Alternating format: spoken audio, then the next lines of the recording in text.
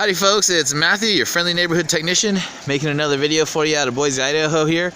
And we're looking at a Dodge Journey. I believe this is going to be a 2008. Let me just double check the manufacturer's date here. 10/08, no. It's going to be a 2009, sorry. I work on so much stuff all the time. Anyways, we are looking at a 2009 Dodge Journey, 2.4 liter engine on it. Now, this vehicle has came with a few different complaints. The number one main complaint on it was that it's been overheating in the mornings. The heater's not working correctly. And it's just all around acting funny as far as the temperature goes. And the owner constantly has to add coolant to it. So this one's pretty much a no-brainer as far as the overheating and all that goes. There's also a leak that it keeps leaking coolant, and it's pretty obvious that it's coming from the water pump. So this Dodge Journey with a 2.4 liter engine will be receiving a new water pump as well as a thermostat. Now the leak though is going to be also coming from back behind here as well, and this is where the main leak is. The water pump is leaking out of the weep hole just because it's bad and the bearings are bad and all that other stuff. But the big leak is coming out of here, and that's because this is where the thermostat and the housing is for everything over here. Now this is all plastic down in here, and so I'm going to also be changing the plumbing as well. So it's going to be receiving both a water pump and new plumbing with a new thermostat. So I'm going to show that. But it also has a check engine light on. And so I was asked if I could, while it was here, go ahead and look into that. Now I already know what's wrong with it, but I'm going to go ahead and go through it with you guys here. So what I'm going to go ahead and do, and it kind of runs rough as is. It kind of has a rough idle. And so I'm going to go ahead and plug my computer into it here. And I'm going to take a look and see what we have going on. So I'm going to go ahead and auto link. Alright, so I've got a multiple cylinder misfire. That means that every one of those cylinders is misfiring for whatever reason. Let's see.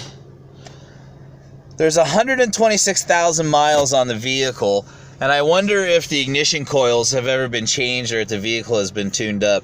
A lot of times you can get multiple cylinder misfire on these Dodges if you haven't changed out the electronic ignition coils. Now this doesn't have a distributor or anything like that in it. It has separate coils that sit on top of the individual spark plugs.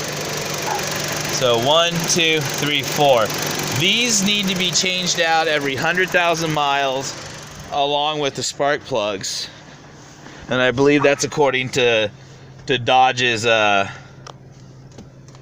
factory recommendations. So that right there could be the reason why we have a multiple cylinder misfire. But let's go deeper into this here.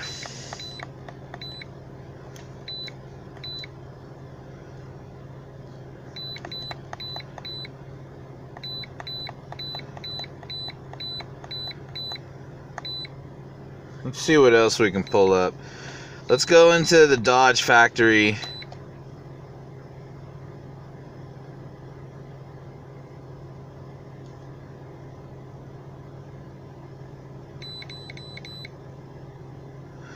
Alright, so here we go. Here's the good stuff. So we've got an Evap system large leak, Evap system small leak, multiple cylinder misfire, transmission control system mil requested, and a battery system low voltage. Now we already knew we had an issue with the battery. The vehicle came with a new battery, so I'm going to be replacing that, and that could be also why there's a transmission control system issue. So that low voltage just could be the reason why that is. So we're not going to worry about that one. What we are going to look at is the Evap system leaks, large and small, okay, because that could actually be the reason why we have a multiple cylinder misfire, and that could be the reason why this Dodge Journey is running rough. So what can possibly cause an Evap system leak? Well, a bad intake gasket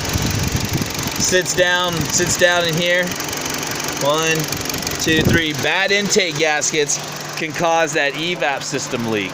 So I'm gonna pause it real quick and I'm gonna show you how I'm gonna test that. Okay, so I'm gonna take what's called brake parts cleaner. I just use this for general purpose stuff to clean parts, and I'm gonna spray it in and around the intake. And if the engine changes RPMs or acts up in any way, then that's gonna tell us that we need to go ahead and replace the intake gasket. So here we go.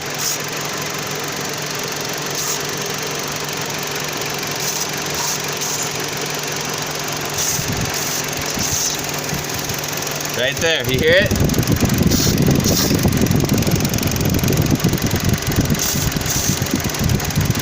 See that? Oh, see it? See it running like that?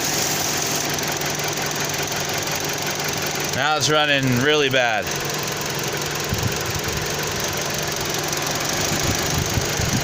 Now it's changing RPMs. Spray it again down in there.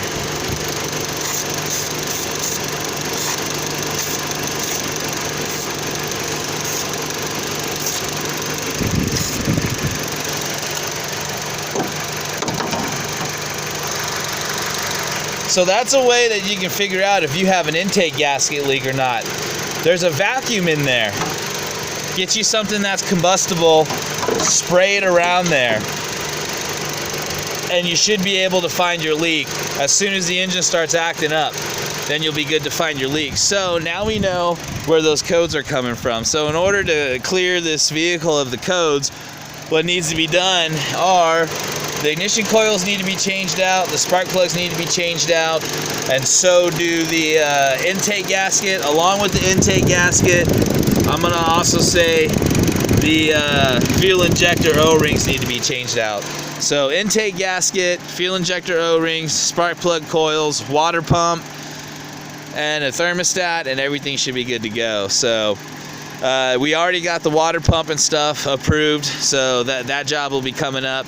You'll be able to see a video of that here pretty soon.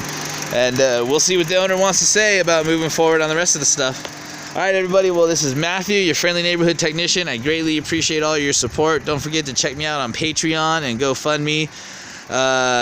Thanks for watching. If you have any questions, first try to check me out on Patreon. I have a real hard time getting to people on YouTube with all the questions and stuff. So hopefully I can get this Patreon thing set up where I can get to you guys a lot easier with any of your questions. But most importantly, I greatly appreciate your support and I greatly appreciate you watching. All right, talk to y'all later.